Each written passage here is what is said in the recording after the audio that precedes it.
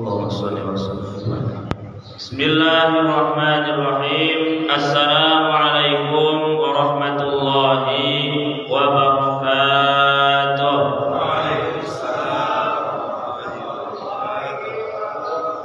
Jamaah Masjid At-Taufiq, apa kabar? Sehat? Semoga diberikan kesehatan lahir batin, panjang umur, doanya dikabulkan, hajatnya dipenuhi, dimudahkan segala urusan dunia dan akhirat, anak-anaknya menjadi anak-anak yang sholih dan sholihah.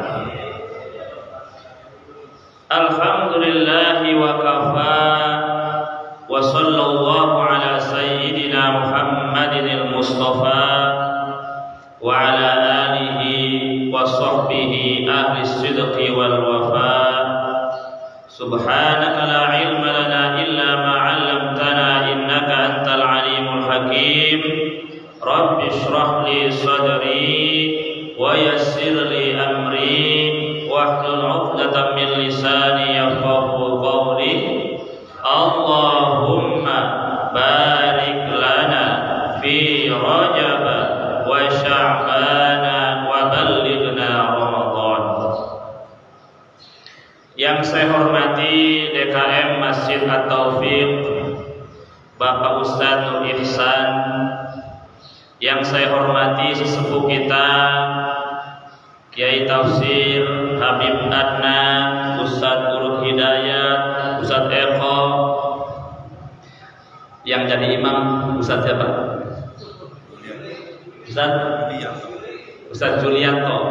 Ya. Para asatidz lainnya, tanpa mengurangi hormat saya, semoga diberi panjang umur, keberkahan, dijaga oleh Allah. Juga seluruh penasehat masjid, tidak ketinggalan jamaah sekalian, mudah-mudahan Allah panjangkan usia kita bertemu dengan bulan Ramadan tahun ini dan tahun-tahun yang akan datang. Amin ya rabbal alamin. Sesudah memuji Allah, bersolawat kepada Rasulullah, keluarganya, para sahabatnya, tabi'in, atba'ut tabi'in. Semoga Allah himpun kita di surga bersama mereka. Almar'u ma'aman ahabba, seseorang akan dikumpulkan dengan orang yang dicintai. Amin ya rabbal alamin. Bani Israel ketika berada di Mesir itu di bawah kepemimpinan Nabi Musa. Jadi Nabi Musa di samping tokoh agama, Nabi juga adalah sebagai sepertinya, seolah-olah seperti kepala pemerintahan, karena mengatur seluruh perihal Bani Israel. Setelah Nabi Musa dan Nabi Harun wafat, Bani Israel di bawah pimpinan Yusha,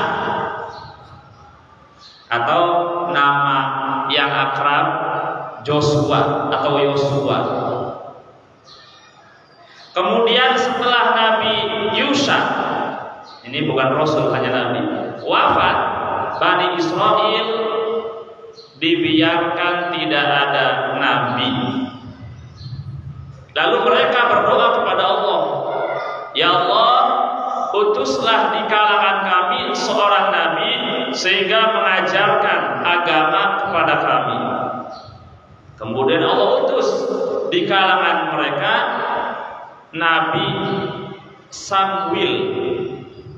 Orang kita nyebutnya Samuel, ya, Nabi Samuel. Jadi urusan agama ini mereka bertanya atau menjadi tempat rujukan dan bertanya adalah Nabi Samuel. Hanya saja Nabi Samuel hanya bisa memberikan arahan agama, hanya menjadi tokoh agama, tidak menjadi tokoh pemerintahan. Apalagi di saat itu Bani Israel selalu diganggu diintimidasi oleh Raja Jalut. Ya, kalau di bahasa umumnya Goliat, ya. Maka kemudian mereka, para pemuka Bani Israel, orang-orang yang terpandang, mendatangi Nabi Samuel. Wahai Nabi Samuel, mintakan untuk kita seorang raja agar kita bisa dipimpin untuk melawan Jalut. Maka Nabi Samuel berdoa kepada Allah Subhanahu wa taala. Akhirnya sudah dapat jawabannya. Datang lagi para pemuka pembesar Bani Israel kepada Nabi Samuel. Wahai Nabi Samuel, kira-kira siapa yang menjadi raja di antara kami? Kata Nabi Samuel, Allah sudah menunjuk raja untuk kita yang bernama Tolut. Mereka keberatan karena harapan mereka itu yang menjadi raja di antara mereka para pembesar, para bangsawan. Sedangkan Tolut itu orang miskin. Hanya saja kenapa Allah memilih Tolut? Wazadahu fil ilmi wal jismi. Allah memberikan kelebihan kepada Tolut dalam hal kekuatan ilmu dan juga kekuatan badan. Ya, ilmunya hebat, alim, juga badannya kuat. Kira-kira umurnya antara 40 sampai 50, enggak terlalu tua, enggak terlalu muda gitu ya. Iya, masih kuat badannya. Nah, kemudian Tolut ya bersiap-siap berperang dengan Jalut. Di tengah-tengah orang yang ikut berperang di barisan Raja Tolut, ya, ada Nabi Daud yang masih kecil ikut perang, bawa ketepel menjanik, ya, yang bisa berapa ya puluh meter dari jarak jauh bisa melempar batu kena gitu. Waktu itu Jalutnya kena oleh senjatanya Nabi Daud, kemudian meninggal dunia. Setelah ya Tolut meninggal dunia, Bani Israel dipimpin oleh raja dan nabi, yaitu Nabi Daud. Setelah Nabi Daud wafat, diganti oleh Nabi Sulaiman. Sehingga yang diributkan oleh Zionis Israel saat ini, mereka mengatakan di bawah Al-Aqsa ada tempel Solomon, ada kuil Solomon, dengan tujuan menghancurkan Al-Aqsa. Ya. Jadi, Bapak Saudara yang dirahmati oleh Allah Subhanahu wa taala, menurut kriteria ya kisah di atas yang tertera dalam Al-Qur'an, pemimpin yang wajib dipilih kriterianya seperti Tolut.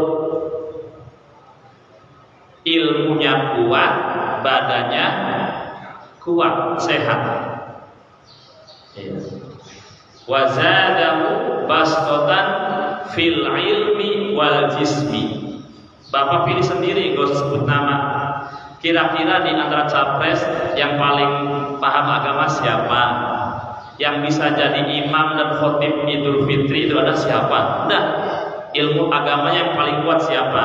Ditambah pintar bahasa asing, ya bisa lobby gitu kan. Itu Bapak sendiri yang punya pilihan. Saya enggak menyebut namanya, enggak boleh ya. Kemudian ya kita mengacu kepada apa itu? Sifat wajib bagi Rasul. Memilih pemimpin kira-kira yang memenuhi standar sifat wajib apa? Siddiq, amanah, tabligh, fatona. Di antara capres siapa yang paling jujur? Artinya janji dalam kampanye dilaksanakan. Di antara capres siapa yang paling amanah? Ya, kepemimpinan adalah amanah, titipan Allah. Di antara capres, ya, siapa yang tabligh, transparan kebijakannya, bisa dibuka di hadapan publik.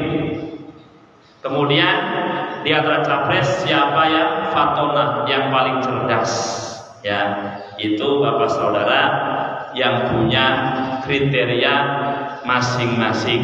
Ya, jadi itu ya, yang pertama menurut Al-Quran yang kuat ilmu dan jasadnya, badannya. Yang kedua memenuhi sifat sidik, amanah, tabligh dan fatonah.